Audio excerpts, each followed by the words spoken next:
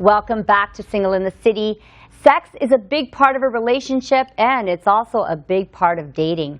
What is appropriate etiquette when it comes to sex and dating?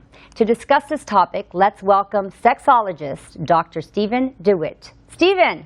Laura! You are the master of sex. Well, I don't think I put that on my resume or my business card, but it is something that I'm really passionate about, and I love supporting people in discovering and creating the sex life that they've always wanted and providing them freedom in that area of their life. And thank you so much for coming in today. Yeah, you're welcome. So how do we know when the right time is to have sex, especially in a new relationship? So I think, there's often challenges that people have. It's like, oh, I need to wait. If this is going to be worth something, I need to wait X amount of time.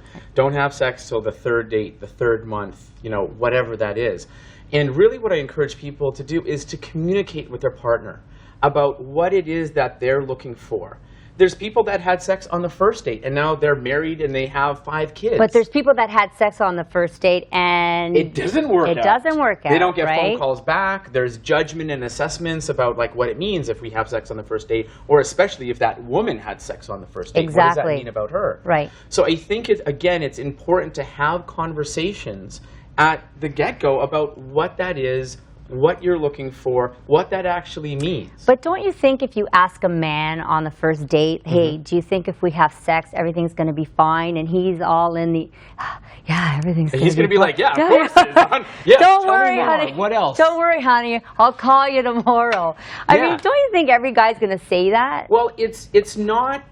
So there is going to be, a higher chance for men just to be like, okay, I want sex and this is what it is going to look like. But it's having a conversation that doesn't look like, so if we have sex, you're going to respect me in the morning, right? It's like, listen, this is what I'm committed to and this is what I want to create as far as the relationship goes. And what I'm comfortable with now is having sex now, is waiting, and I just want to get your thoughts on what it is. So here's a scenario. You're dating someone for a while, and you finally take the plunge and you have sex, and it's horrible. Like, you are not compatible in the bedroom at all. Yeah. What do? You dump them? So there's a couple things, and actually funny, I had a client had this exact same thing this week with me, and so there's a couple things. Yeah, sure, you could be like, listen, I don't want to do any work in this area, and I'm done. What I really encourage people to do is, at times in our lives, we're going to have issues and challenges around sex. And where a person can be empowered from is if they take the steps necessary to find out what's really going on for the person. Right? We each have what I call unique sexual fingerprints. Right. So we come from a different background, what we like, what we don't like, past experiences, all these things that have conditioned and brought us to who we are right now in this moment. And sometimes it's going to be compatible and sometimes it isn't. What I find actually makes the difference is, again, communicating. Right. So communication is lubrication, right? It just makes things go smoother. And when you can start talking about, what worked and what didn't work. I mean, the worst case scenario is continue having sex when it's bad and it doesn't work or it hurts or it's uncomfortable or awkward. Right. But let's talk about what were your expectations, or what does sex mean to you, or what does it look like for you? Right. And this is what it's for me. So then be able to create something or co-create something with your partner that actually works. A lot of women I know have this issue where they're dating someone and they finally decide to have sex with someone, a man, and he's got erectile dysfunction. And this happens a lot, and it's even happening to the younger generation of men, not just older generation. Why is this happening to our men?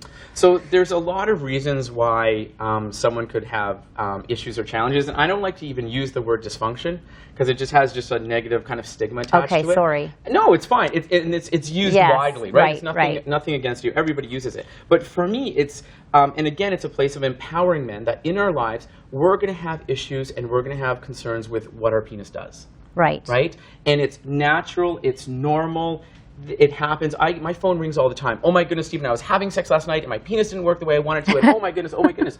Now what happens more often than not is when people and when men are stressed about it and they're worried about it, they're up in their heads.